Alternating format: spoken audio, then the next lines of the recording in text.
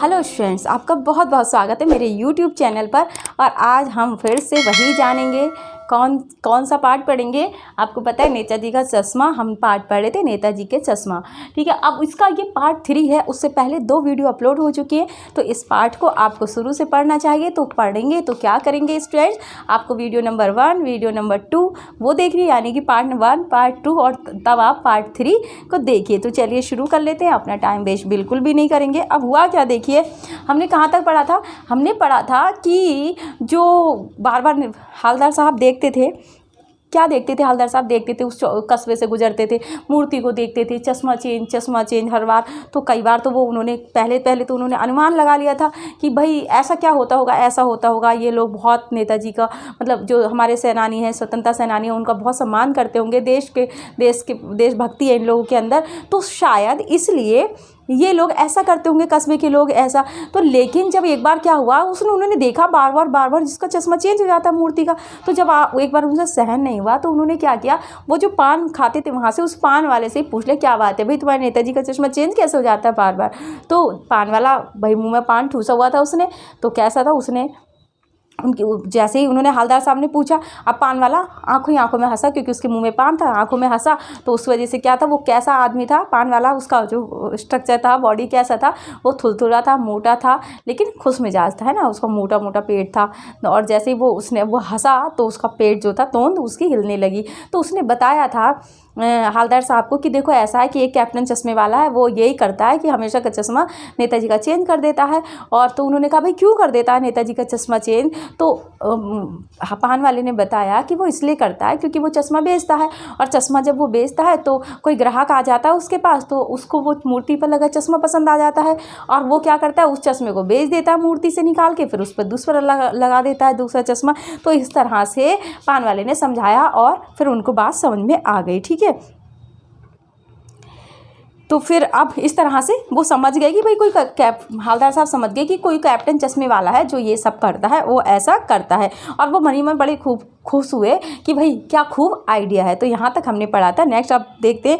लेकिन भाई एक बात अभी भी समझ में नहीं आई। अब पान वाला और हवलदार साहब दोनों बातें कर रहे हैं। तो वो कह रहे हैं कि भाई ठीक है, ये तो अच्छी बात है कि चलो वो चश्मा चेंज करके लगा देता है, कम से कम मूर्ति को ऐसे ही नहीं छोड़ता, और क्या बोलते हैं, चश्मा दूसरा लगा देता है, अपना वो वाला चश्मा बेच देता है। तो हवलदार साहब कह रहे हैं अब देखो, जब हम कोई एक क्वेश्चन करते हैं ना, तो उसके साथ में एक क्वेश्चन और हो जाता है, हमारे मन में और विचार उठता है, हम उसको भी पता सोचते हैं कि भाई ये वाले भी बात पूछ ले, हमें जब हमारी जिज्ञासा शांत हो जाएगी। तो इसी तरह से हवलदार साहब ने कहा, लेकिन भाई मुझे एक बात समझ में नहीं आती कि हवलदार साहब ने पान वाले से फिर पूछा। अब हवलदार साहब ने फिर से पूछ लिया पान वाले कि मुझे एक बात समझ में नहीं आ रही है भाई, एक चीज़ और बता दो, नेताजी का ओरिजिनल चश्मा कहाँ गया, जो ओरिजिनल चश्मा था, यानी कि जो संगमरमर का चश्मा नेताजी की मूर्ति पर होना चाहिए, वो कहाँ गया। ये ऐसा रियल का चश्मा लगाने की ज़रूरत क्यों पड़ रही है, इनकी स्टैचू पर, इनकी मूर्ति पर क्यों पड़ रही है ऐसा। ये बात क्वेश्चन उनके मन में बार बार उठ रहा था ना, ऐसा क्यों हुआ। तो बस यही बात उन्होंने पूछ ली। पान वाला दूसरा पान मुंह में ठूस चुका था। अब तब तक भाई जिसको लत होती है ना, कि जैसे कोई गुटखा खाता है तो एक बार में क्या करेगा, वो खा लेगा, उसको बाई चांस उसको कुछ ऐसा बोलना पड़े, उसको थूकना पड़ेगा, और उसके बाद वो उस बात को कंप्लीट करेगा और फिर से मुंह में डाल लेगा। ऐसे ही पान वाले ने फिर से मुंह में, तब तक वो दूसरा पान ठूस चुका था, क्योंकि पहला पान क्यों ठूसा होगा उसने, दूसरा पान क्यों खाया मुंह में, क्योंकि पहला पान तो वो उसको थूकना पड़ा था हवलदार साहब से बात करने के लिए, इसलिए उसने तब तक दूसरा खा लिया था। दोपहर का समय था, दुकान पर भीड़ भाड़ अधिक नहीं थी। दोपहर का समय था, उस पान वाले के दुकान पर ज़्यादा भीड़ भाड़ नहीं थी। वह फिर आंखों ही आंखों में हंसा, फिर से हंसने लगा वो आंखों ही आंखों में, क्योंकि पान था मुंह में। उसकी तोंद थिरकी, कत्थे की डंडी फेंक पीछे मुड़कर उसने नीचे पीक थूकी। अब कत्था क्या होता है, कत्था एक, उसको देखो पान पर लगाते एक रेड कलर का, जो मुंह में जो लाल रंग का वो जो लिक्विड बन जाता है, हमारी लार बन जाती है, वो उसी के वजह से बन जाती है, लाल कत्थे की वजह से। तो वो कत्था लगा रहा था, उसने वो डंडी फेंकी कत्थे की, और फिर जो मुंह में उसका लार आ गई थी पीक पान की, वो थूकी। चलिए ज़्यादा नहीं बताती इस बारे में। और मुस्कुराता हुआ बोला, मास्टर बनाना भूल गया। अब उसको हंसी आने लगी, तो वो भी मज़े ले रहा था पान वाला, है ना, उसको भी लग रहा इंटरेस्टिंग लग रहा था। तो कह रहा भाई मास्टर ना बनाना भूल गया था चश्मा मूर्ति पर। अब पान वाले के लिए यह एक मज़ेदार बात थी, लेकिन हवलदार साहब के लिए चकित और द्रवित करने वाली बात थी। अब पान वाले के लिए तो ये मज़ेदार बात थी, तो मज़ा ले मतलब उसको तो बहुत आनंददायक बात लग रही थी, फ़नी लग रही थी, ठीक है।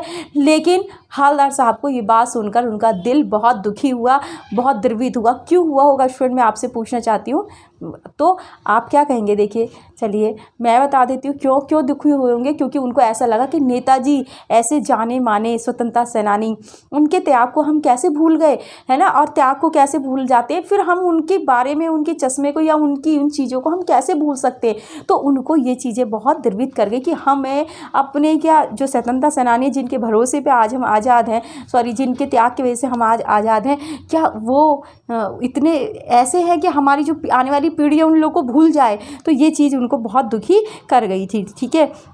यानी वह ठीक ही सोच रहे थे। मूर्ति के नीचे लिखा, मूर्तिकार मास्टर मोतीलाल वाकई कस्बे का अध्यापक था। अब जो वो मूर्ति थी उसके नीचे लिखा था मास्टर मोतीलाल, वाकई में लिखा था, ठीक है। पहले तो उन्होंने आइडिया लगाया तो वाकई में उन्होंने लिखा था कि ऐसा लग रहा है कि ये मूर्ति किसी ड्राइंग टीचर ने बना डाली है, कोई जाने माने प्रोफेशनल मूर्तिकार ने नहीं बनाई है, कहने का मतलब ये है। तो अब वो क्या तो कह रहे कि भाई मैं तो सही समझा था, मैं सही गैस कर रहा था। हवलदार साहब कह रहे मैं तो सही गैस कर रहा था, इसका मतलब मेरा जो आइडिया है वो बिल्कुल सही है।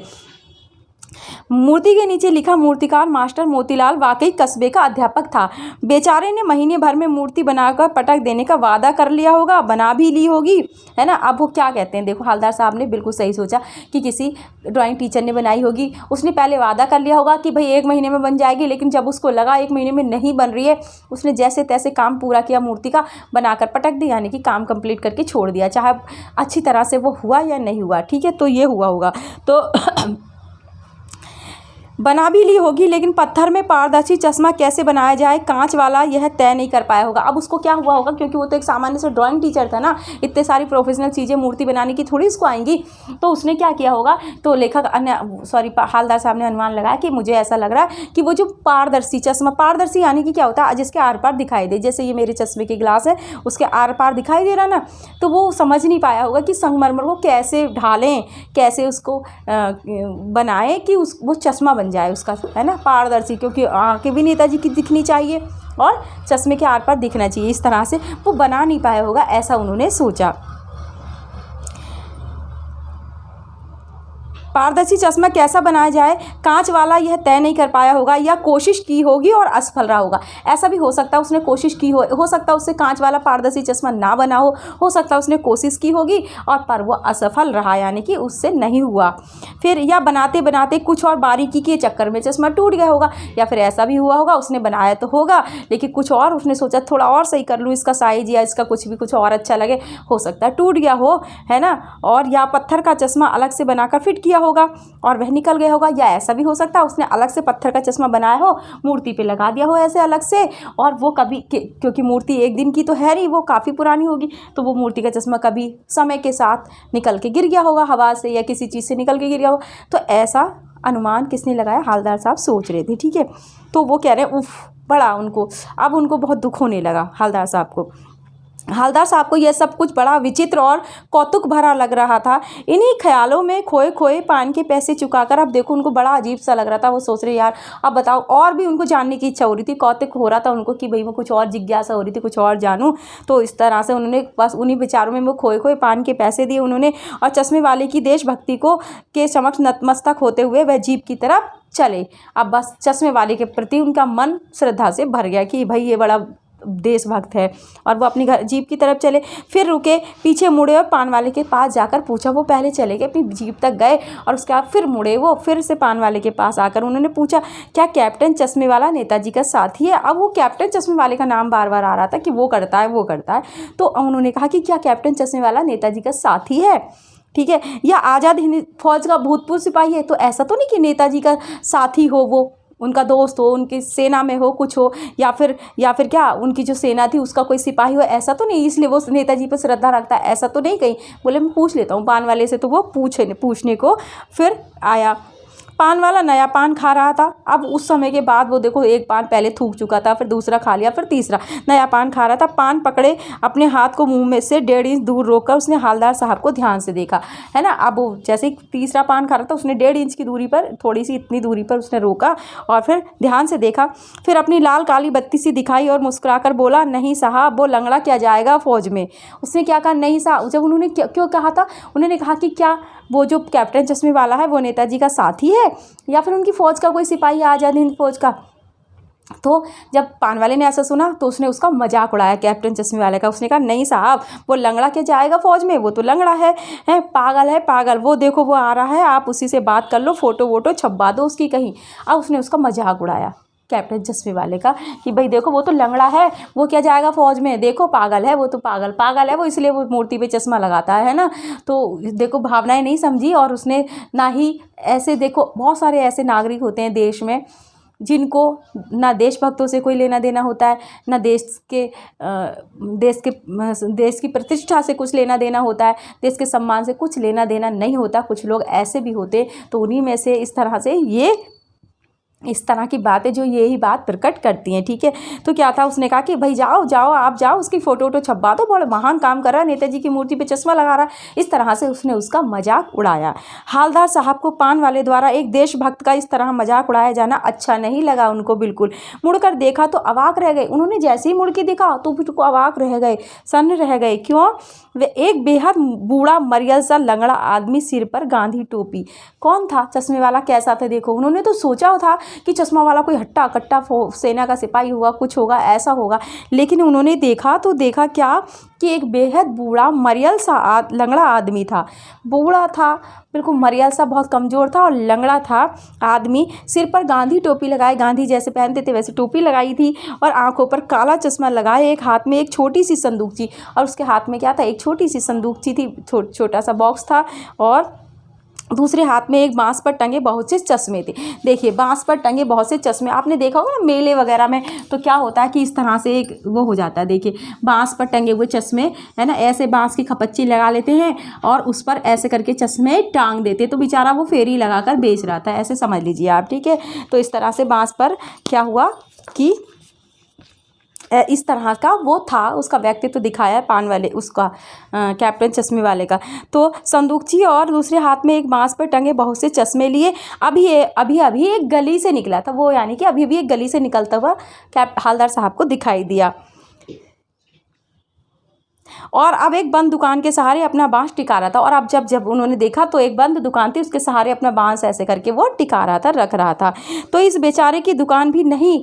तो हवलदार साहब ने देखा, अच्छा ये लगाता है चश्मा मूर्ति पे, और इस बेचारे की तो दुकान भी नहीं है, ये तो फेरी लगा के बेचता है ना, फेरी लगाता है। हवलदार साहब चक्कर में पड़ गए, कह रहे अच्छा इसकी तो दुकान भी नहीं बेचारे की, जो ये चश्मा लगा देता है। अच्छा ये इतना गरीब है कि ये तो फेरी लगा के चश्मा बेचता है, इसकी तो खुद की दुकान भी नहीं है। और हवलदार साहब का दिमाग घूम गया।